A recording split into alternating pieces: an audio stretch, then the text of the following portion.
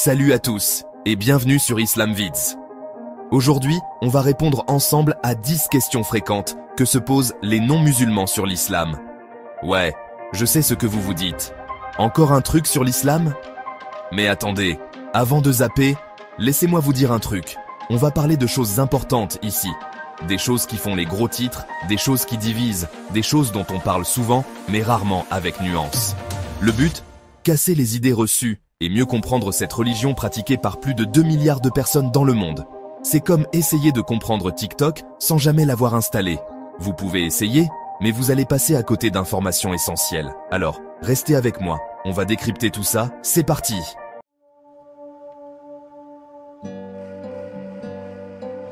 Bon, première question, et pas des moindres. Pourquoi les musulmans prient-ils 5 fois par jour? Sérieusement, 5 fois? Ça peut paraître beaucoup, surtout si vous n'êtes pas familier avec cette pratique. Mais il y a une raison profonde et significative derrière cette fréquence. C'est comme recharger spirituellement son téléphone toutes les quelques heures. Imaginez, votre âme a besoin de cette recharge régulière pour rester connectée et pleine d'énergie. Sauf qu'au lieu d'un chargeur portable, on se prosterne sur un tapis. Ce geste symbolique, cette prosternation, est une manière d'exprimer humilité et dévotion. Ces 5 prières quotidiennes, appelées salat, sont bien plus que de simples rituels. Ce sont des moments de pause, de réflexion et de connexion avec le divin. Imaginez des pauses dans votre journée, comme quand vous scrollez Instagram pendant 10 minutes toutes les heures. Sauf que là, vous vous connectez à quelque chose de plus grand que vous. C'est une façon de se déconnecter du monde matériel et de se reconnecter au spirituel. Un moment pour se recentrer, réfléchir et se rappeler l'importance de la foi. Chaque prière est l'occasion de se remémorer les valeurs essentielles et de se concentrer sur ce qui compte vraiment. Le salat rythme la journée d'un musulman. Il la structure et offre des moments réguliers de connexion avec Dieu. C'est un rappel constant des valeurs de l'islam, compassion, gratitude, générosité. Ces prières nous rappellent régulièrement de vivre en accord avec ces valeurs. Et non, il ne s'agit pas juste de demander des choses à Dieu. C'est bien plus profond. C'est se connecter, remercier et chercher conseil. Une conversation à double sens, un moment d'introspection et de connexion spirituelle. Un dialogue continu entre l'individu et le divin, une façon de trouver la paix intérieure. Alors, la prochaine fois que vous verrez quelqu'un dérouler son tapis de prière, souvenez-vous que c'est bien plus qu'une simple prière. C'est un acte de foi, de dévotion, de connexion. Un moment de connexion profonde avec soi-même et avec le divin. Un moment pour trouver la paix, la clarté et la force d'affronter les défis du quotidien.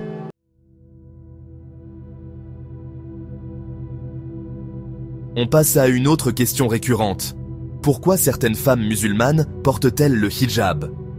C'est une question qui intrigue beaucoup, surtout ceux qui ne connaissent pas bien la culture islamique.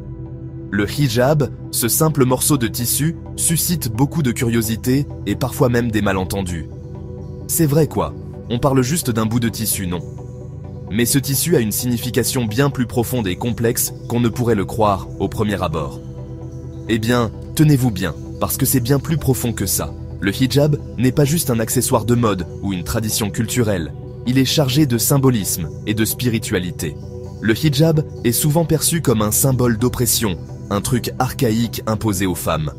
Cette perception est largement due aux stéréotypes et à une méconnaissance des choix individuels des femmes musulmanes. Mais en réalité, c'est tout l'inverse. Pour beaucoup de femmes, le hijab est une source de fierté et d'indépendance. C'est une manière de s'approprier leur identité et d'être en accord avec leurs croyances. C'est un choix personnel, une affirmation de foi et d'émancipation. Porter le hijab peut être une décision profondément personnelle, souvent prise après mûre réflexion et une compréhension approfondie de sa foi. Imaginez, c'est comme choisir de porter un costume 3 pièces pour un entretien d'embauche. On veut projeter une image de professionnalisme et de compétence. On veut être jugé sur ses compétences, pas sur son apparence. De la même manière, le hijab permet aux femmes de se concentrer sur l'essentiel. Pour beaucoup de femmes musulmanes, le hijab est un moyen de se libérer du regard des autres et de se concentrer sur ce qui compte vraiment. Leur intellect, leur personnalité, leur âme. Quoi? C'est une manière de dire au monde qu'elles veulent être reconnues pour ce qu'elles sont vraiment, au-delà des apparences. C'est une façon de dire « Hé, je suis bien plus que mon physique ». Le hijab devient alors un outil de libération, permettant aux femmes de se définir par leurs actions et leurs pensées. Et puis, franchement, le hijab, c'est aussi super pratique.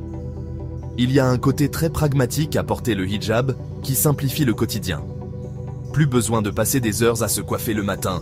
En quelques minutes, on est prête à attaquer la journée, ce qui peut être un avantage considérable dans notre monde moderne où tout va vite. On enfile son hijab et hop, on est prête à conquérir le monde. Le hijab devient alors non seulement un symbole de foi et de modestie, mais aussi de force et de détermination. Pour beaucoup de femmes, il représente un équilibre entre tradition et modernité, entre spiritualité et vie de tous les jours.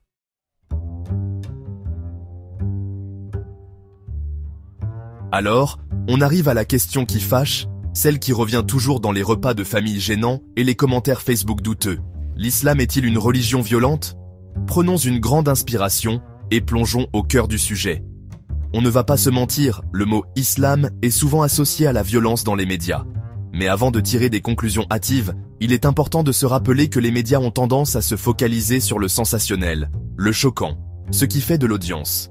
Le problème, c'est que cette représentation biaisée nourrit les préjugés et la peur. C'est comme juger un livre entier en ne lisant qu'une phrase hors contexte. Alors, prenons le temps de lire le livre en entier, d'accord ?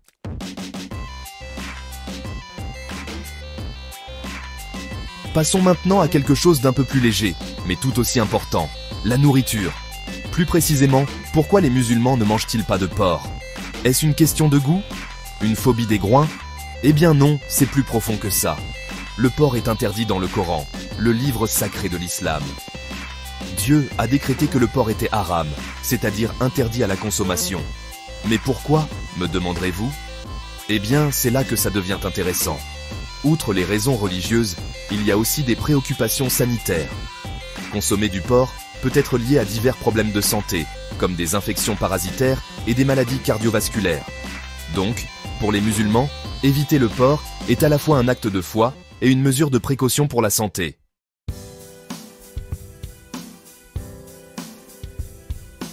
On aborde maintenant un sujet délicat et souvent mal interprété, la place des femmes dans l'islam. Alors, soyons clairs dès le départ, l'islam prône une égalité spirituelle et morale entre les hommes et les femmes. Oui, vous avez bien entendu, hommes et femmes sont égaux devant Dieu. Ils ont les mêmes devoirs religieux, le même droit à l'éducation, au travail, à la propriété. Alors, d'où vient cette image de la femme musulmane, opprimée et soumise?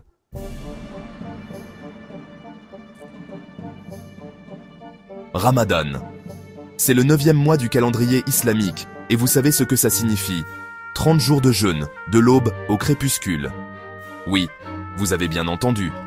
Pas de nourriture, pas d'eau, même pas ce grand caramel macchiato glacé dont vous raffolez tant.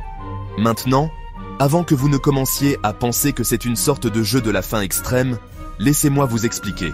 Jeûner pendant le Ramadan n'est pas une question d'autopunition. Il s'agit d'introspection, de dépasser ses besoins physiques pour se connecter à quelque chose de plus grand. Voyez ça comme une purification spirituelle, une détox pour votre âme. Et croyez-moi, ce n'est pas aussi impossible que ça en a l'air. Les musulmans du monde entier se réveillent avant l'aube, pour un repas avant le jeûne appelé souhour, et rompent le jeûne ensemble au coucher du soleil avec un repas appelé iftar. C'est un moment de communauté, de partage, de rassemblement d'une manière difficile à décrire, à moins de l'avoir vécu. Section 2. Au-delà de l'assiette. Le vrai sens.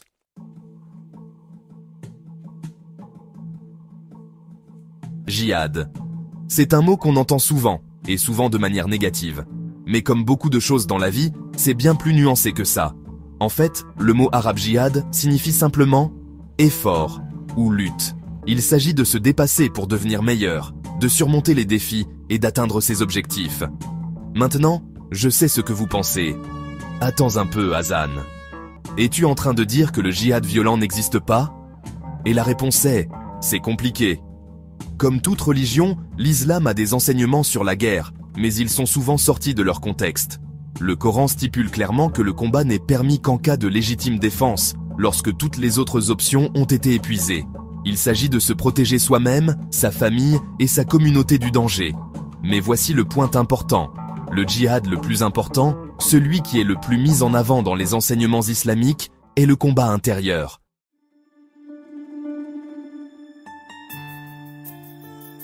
Imaginez un peu, des millions de personnes, de tous horizons, toutes vêtues des mêmes vêtements blancs et simples, convergeant vers une seule ville.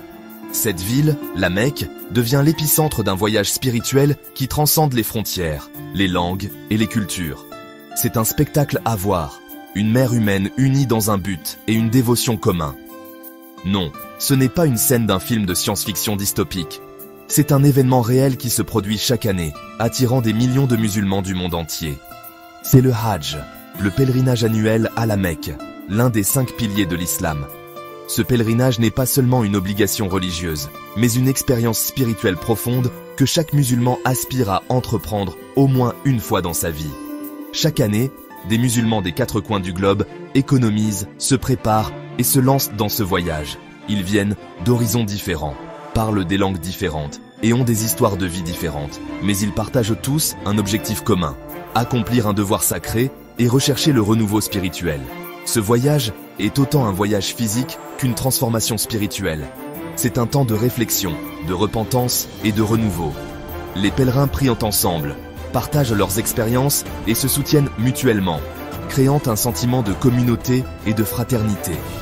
Ils laissent derrière eux leur famille, leurs emplois, leur vie confortable et embrassent un état d'humilité et d'égalité. Les simples vêtements blancs qu'ils portent symbolisent la pureté et l'abandon des préoccupations matérialistes. Dans cet état, ils se tiennent côte à côte avec leurs coreligionnaires, quel que soit leur statut social ou leur nationalité, démontrant la véritable essence de l'égalité et de l'unité dans l'islam. Maintenant, vous vous demandez peut-être ce qu'il y a de si spécial à tourner autour d'un grand cube noir.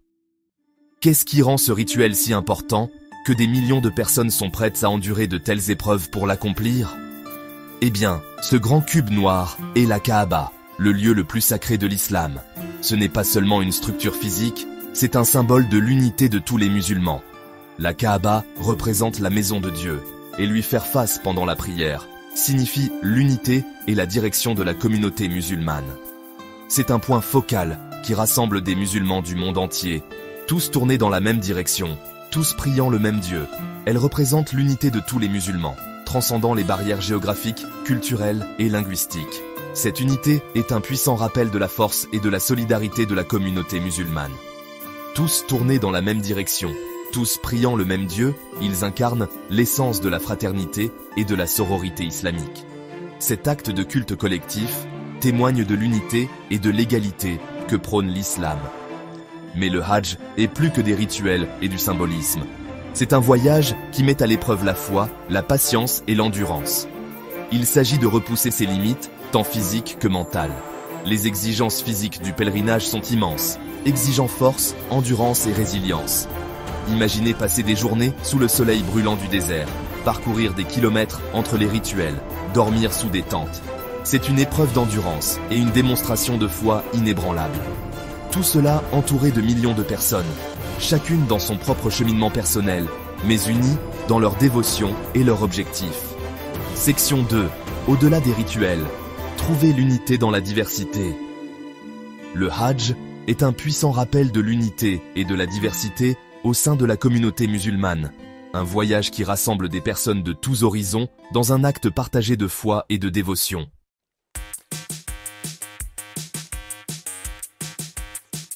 Bon, question numéro 9. Les musulmans, ils prient qui au juste? Un autre dieu? Un dieu bizarre avec plein de bras? Non, les amis, détendez-vous. Ce n'est pas un clash de rap, il n'y a pas 50 dieux qui se disputent le contrôle de l'univers. On parle du même Dieu unique, le Créateur, le Tout-Puissant, celui des chrétiens, des juifs. Vous voyez ce que je veux dire. C'est juste qu'en arabe, on l'appelle Allah. C'est comme dire Dieu en français, God en anglais, Dios en espagnol. Vous comprenez? Même concept, langue différente. On parle tous du même Dieu de tous, celui qui distribue les récompenses, ou pas, selon comment vous vous débrouillez avec vos prières. Ce n'est pas parce qu'on utilise un mot différent qu'on parle d'une divinité différente. Franchement, si on devait se disputer pour chaque différence de vocabulaire entre les religions, on n'en finirait pas. Imaginez un peu. Vous avez dit paradis? Nous on dit jardin d'Éden. À la guerre? Non, soyons sérieux 2 minutes.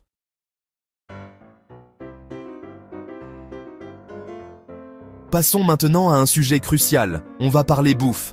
Ouais, parce que qui n'aime pas manger? Mais attention, on va parler des règles alimentaires halal. Et non, ce n'est pas un régime à la mode pour perdre du poids avant l'été. Halal, ça signifie licite en arabe. C'est un peu comme le label bio de l'alimentation, mais version spirituelle. Ça signifie que la nourriture a été préparée d'une certaine manière, en accord avec les principes islamiques.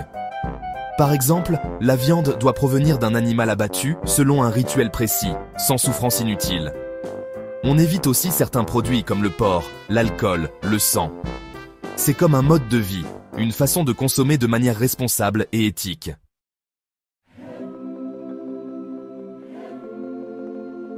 Voilà, c'était 10 réponses aux questions les plus fréquemment posées sur l'islam. J'espère que cette vidéo vous a éclairé, a permis de déconstruire certains clichés et de mieux comprendre cette belle religion. Nous avons abordé des sujets comme la prière, le hijab, l'alimentation et bien d'autres encore. L'objectif était d'ouvrir le dialogue, de briser les tabous et de promouvoir la tolérance. N'hésitez pas à partager cette vidéo avec votre entourage et à poursuivre la discussion dans les commentaires sur IslamVids. Posez vos questions, nous sommes là pour y répondre. Et surtout, n'oubliez jamais, le savoir est la meilleure arme contre l'ignorance. Alors, restez curieux, ouverts d'esprit, et à bientôt pour de nouvelles aventures.